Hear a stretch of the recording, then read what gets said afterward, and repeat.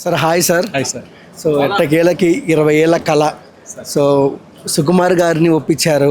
So ఏంటి sir, ఏం magic చేశారు మీరు? ఏం లేదు సార్, స్క్రిప్ట్ బాగా నచ్చింది సార్ వాళ్ళకి. స్క్రిప్ట్ నచ్చగానే ఇమీడియట్లీ చాలా ఎగ్జైట్ అయ్యారు.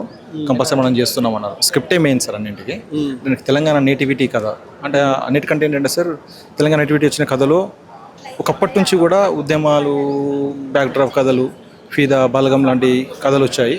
కానీ ఎగ్జాక్ట్లీ నేటివిటీ, వాళ్ళ జీవన సౌందర్యం ఉంటుంది. వాళ్ళ జీవితాల్లో ఎలా ఉంటుందంటే ఒక అమాయకత్వం, ఒక అంటే మొదటి నుంచి ఒక చిన్న వెనకబడ్డారు, ఒక అమాయకత్వం ఉంటుంది, ఒక చిన్న గడుస్తనం ఉంటుంది. గడుస్తనం మీన్స్ ఏంటంటే ఏదన్నా గబుక్కున చెప్పేస్తారు. ఒక మాట బయటకు వచ్చినప్పుడు ఏమవుతుందంటే మానవ సంబంధాల్లో చిన్న అది వస్తుంది. అది కుటుంబాల్లో వియ్యం అందుకుంటాం కదా, ఇంకో కుటుంబంతో ఎన్నుకున్నప్పుడు ఏంటంటే అది కొంచెం కన్ఫ్లిక్ట్కి దారితీస్తుంది. అట్లా ఒక మానవ సంబంధాల్లో ఒక ఎక్స్ట్రీమ్నెస్, ఒక జీవన సౌందర్యం, సంస్కృతి, నేటివిటీ, డిక్షను, అది చాలా నచ్చింది సార్. అంటే అంత మైన్యూర్ థింగ్స్ను అప్పటి వాళ్ళ సార్ అన్నది ఏంటంటే ప్రతి మనిషి జీవితంలో ఉంది ఇది.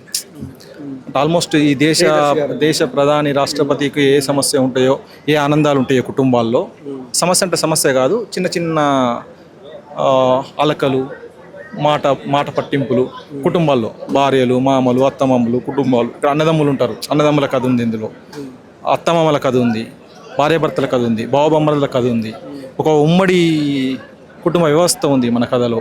అవన్నిటి మిళితమైన కథ సార్. ఫస్ట్ ఆఫ్ ఆల్ ఇడుపు కాగితం టైటిల్తోనే చాలా గట్టిగా కొట్టేశారు. అలాగే వెనకాల కళ్ళు బాటిల్ అండ్ అంటే క్యూట్గా ఉంది, ఇంత క్లాసిక్గా ఉంది. సో ఏంటి సార్, మళ్ళీ ఇంకొక బలగం కాబోతుందా? అదే భగవంతుడు దయ సార్. మనమైతే కథ అయితే చాలా నేటివిటీ కథ. మన కళ్ళు, సకినాలు, మన తెలంగాణ సంస్కృతిలో ఏంటంటే అల్లుడు వచ్చినప్పుడు అదొక మర్యాదలాగా భావించే జీవన విధానం ఉంటుంది. కొత్త అల్లుడు, కొత్త కుటుంబం గురించి కథ సార్. అది నిన్న వేరే వాళ్ళతో నేను విన్నా సార్, ఎమోషనల్ కథ అంటున్నారు ఈ సినిమా, నిజమేనా సార్? అదే సార్, ఏంటంటే కథ భార్యాభర్తల మధ్య, రెండు కుటుంబాల మధ్య ఒక దేవుడు ఒక ముడేస్తాడు భార్యాభర్తలకు. వేయగానే ఒక ప్రాబ్లము ఏదైనా స్టార్ట్ అయినప్పుడు ఏంటంటే అందులో ఒక చిన్న ఎమోషన్ ఉంటుంది. చాలా చాలా ఎమోషనల్ కదా సార్. అంటే ఎంత నవ్వుకుంటారో సినిమా, ఒక ఆల్మోస్ట్ ఒక 70% నవ్వి కడుపు నొప్పి వచ్చేంత నవ్వుతారు. At the same time 30% of movie చాలా ఎమోషనల్. అంటే ఖచ్చితంగా వాసు గారు చెప్పినట్టు సినిమాకి నేను నా పిల్లనిచ్చిన అత్తమామతో పోవాలి, మా మామ నన్ను హక్ చేసుకుంటాడు, మా అత్తమ్మ దూరం నుండి చాలా ఆశీర్వదిస్తుంది, అంటే పాజిటివ్గా చూస్తుంది, పాజిటివ్నెస్ వస్తుంది. నా వైఫ్ నా అత్తమామతో వెళ్ళాలి. ఈ కథ అర్థమైంది కదా మీకు? ఆడవాళ్ళు వాళ్ళ అత్తమామతో వెళ్ళాలి, మగవాళ్ళు వాళ్ళ అత్తమామతో వెళ్ళాలి.